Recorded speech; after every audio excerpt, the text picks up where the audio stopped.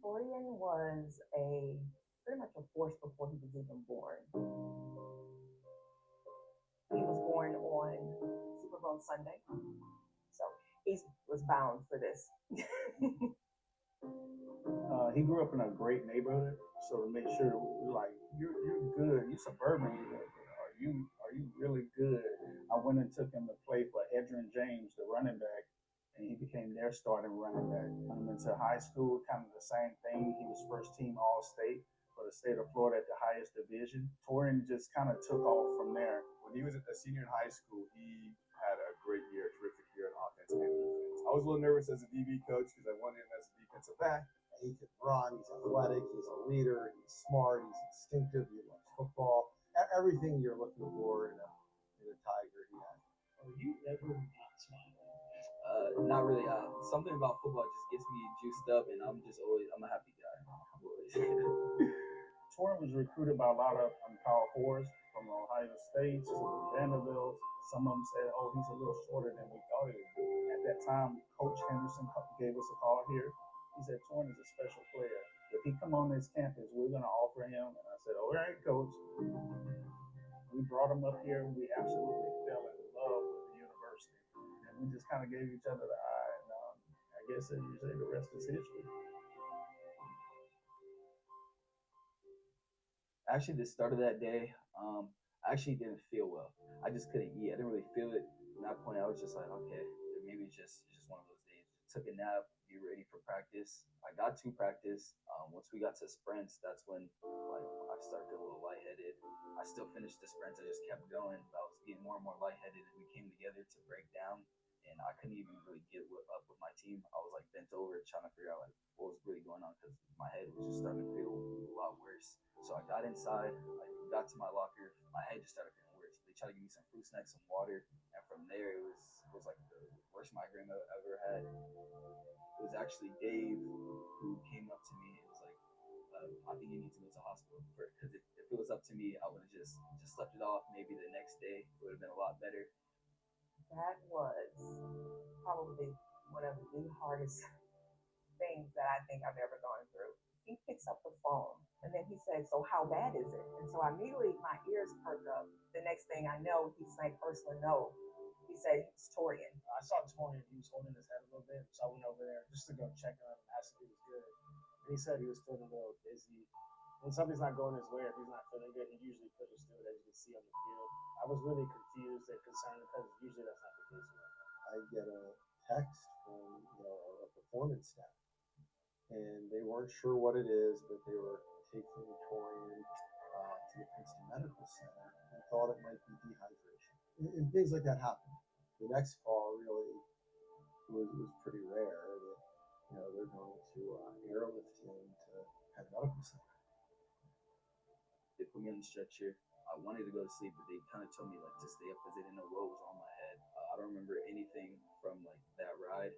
Once we got to Penn, my head just got way worse. They called my parents and then they told my parents on the phone.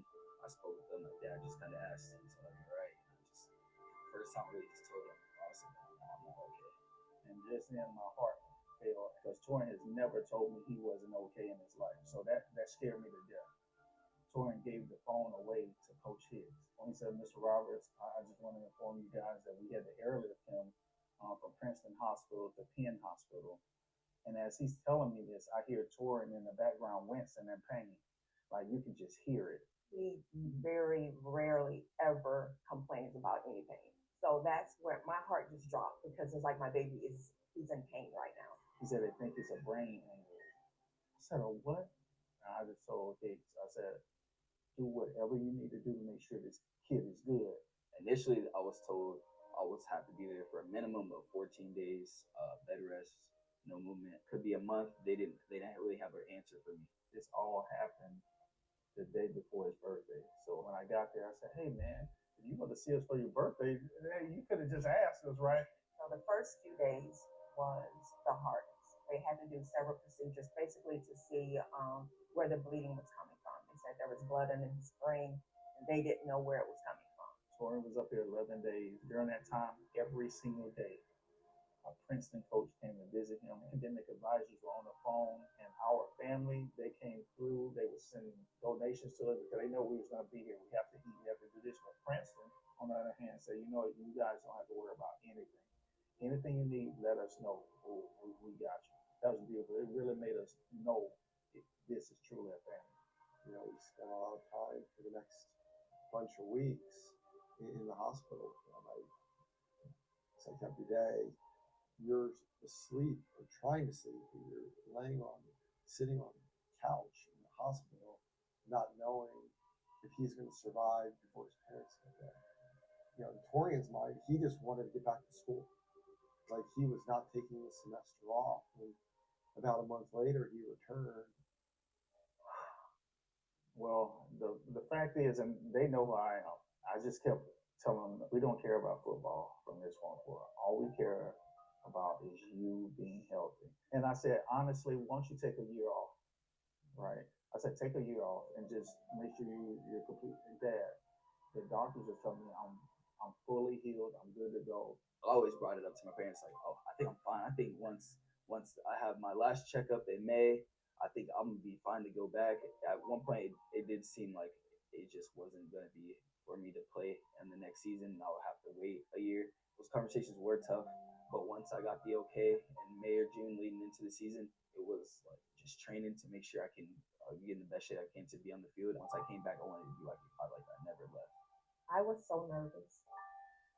I was excited and nervous all at the same time. I think I prayed through the entire first game. When he got that first interception, I'm telling you, I was watching it in my garage. And I think at one point I ran probably half a block out of there yelling. I said, he got one, he got one. Play action, they lay it out, and it's intercepted by the Tigers. Torian Roberts has his first career interception. I remember just reading the play, reading the routes. This might have been the slowest I ever see a ball come to me. And all I knew was just catch this ball. Yeah, the Lehigh game's the opener. And he's running down the sideline with a dead propulsive emotion score. And it was a different emotion. Every time you put Torian on the field, he kept making more plays and more plays and more plays. We got to the point where the more he's on the field, the more things happen and in our favor. In the end, they told me it was a brain hemorrhage, which is just another name for like bleeding on the brain. But initially, they weren't sure if it was a brain aneurysm. We believe that it was actually a miracle what happened, because they really, till to this day, don't know what caused it or where it came from. He has grown, especially in the past couple of years, so much. I feel very proud of him. I am very proud of the man that he's become. You can't write a better story. Can't write a better story.